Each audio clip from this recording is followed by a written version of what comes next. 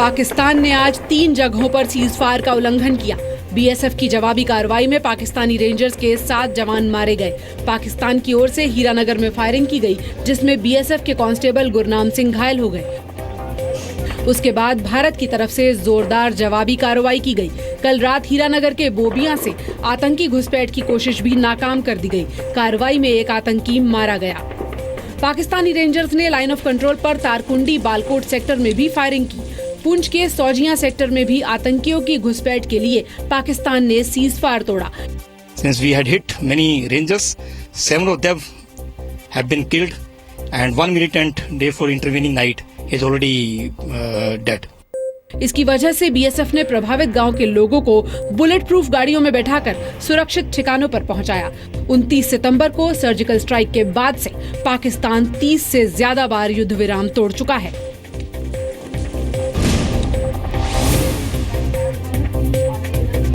जम्मू कश्मीर के मुख्यमंत्री महबूबा मुफ्ती ने कहा है कि कश्मीर समस्या के हल के लिए पत्थरबाजी और आतंकवाद खत्म होना जरूरी है। पुलिस शहीद दिवस के मौके पर श्रीनगर में आयोजित कार्यक्रम में महबूबा ने कहा कि जब तक कश्मीर का माहौल ठीक नहीं होगा, भारत पाकिस्तान की बात नहीं हो सकती।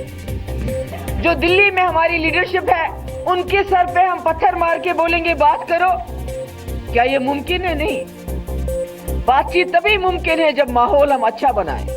Armed forces special power act और पैलेट गन को लेकर भी महबूबा ने अलगाववादियों पर निशाना साधा। यूपी के मुख्यमंत्री अखिलेश यादव ने 24 अक्टूबर को मुलायम सिंह यादव की बैठक से पहले अलग बैठक बुला ली है। 23 अक्टूबर को सुबह 11 बजे होने वाली इस बैठक में पार्टी के सभी विधायकों को बुलाया गया है। लगता है किसी राक्षस श्राप लग गया इस पार्टी को तंत्र करवाना पड़ेगा। आज प्रदेश अध्यक्ष शिवपाल यादव ने भी विधानसभा चुनाव को लेकर एक बैठक बुलाई थी, लेकिन इसमें अखिलेश यादव नहीं आए। सूत्रों के मुताबिक बैठक के दौरान शिवपाल ने कहा कि अगले चुनाव में अखिलेश ही पार्टी के सीएम उम्मीदवार होंगे।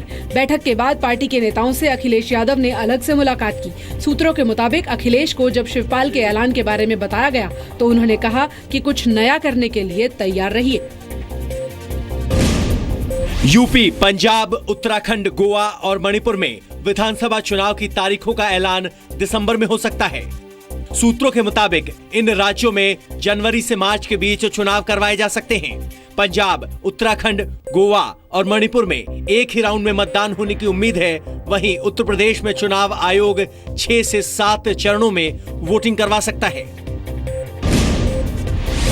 ओडिशा के स्वास्थ्य मंत्री अतानु सब्यसाची ने इस्तीफा दे दिया है। भुवनेश्वर के एसयूएम अस्पताल में आग लगने की घटना के बाद उन्होंने अपना इस्तीफा मुख्यमंत्री नवीन पटनायक को सौंपा।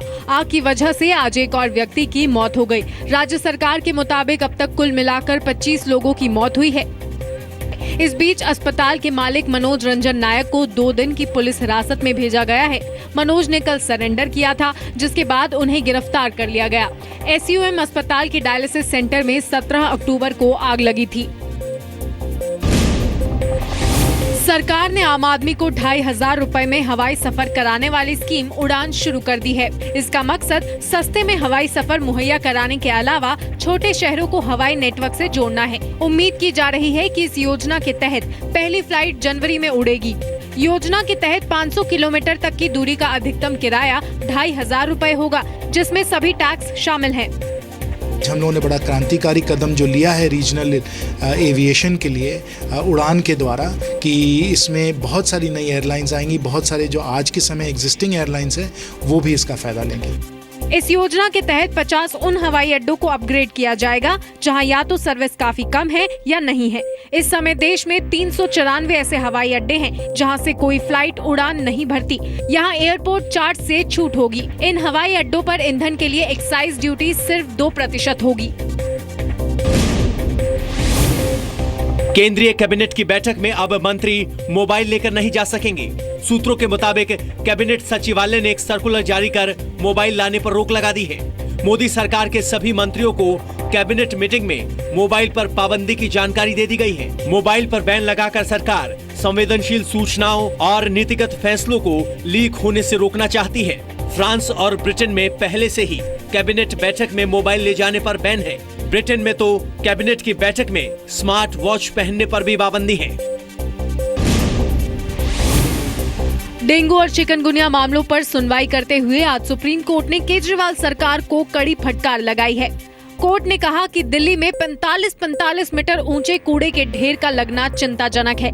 इससे बर्ड फ्लू जैसी बीमारियां फैल सकती हैं। कोर्ट ने दिल्ली सरकार से पूछा है कि कूड़े के ढेर को हटाने के लिए क्या प्लान है। सुप्रीम कोर्ट ने सरकार को एमसीडी के साथ मीटिंग बुलाने और विधायकों के जरिए जागरूकता फैलाने का आदेश दिया है। इस मामले में अगली सुनवाई 11 नवंबर को होगी।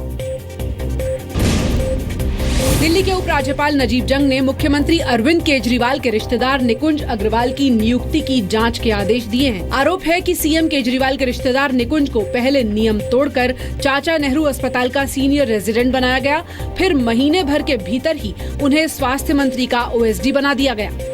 अरविंद केजरीवाल जी के बहुत ही नजदीकी रिश्तेदार हैं निकुंज अग्रवाल, और उनको विशेष फायदा पहुंचाया जा रहा है। उनको ओएसडी जरूर अपॉइंट किया हेल्थ मिनिस्टर का, लेकिन सर्वे सर्वा स्वास्थ्य विभाग को वही देख रहे हैं। आरोप है कि वैकेंसी नहीं होने के बावजूद निकुंज अग्रवाल को सीनियर रेजिडेंट की नौकरी दे दी गई। निकुंज अग्रवाल केजरीवाल की पत्नी सुनीता की बहन के दामाद हैं।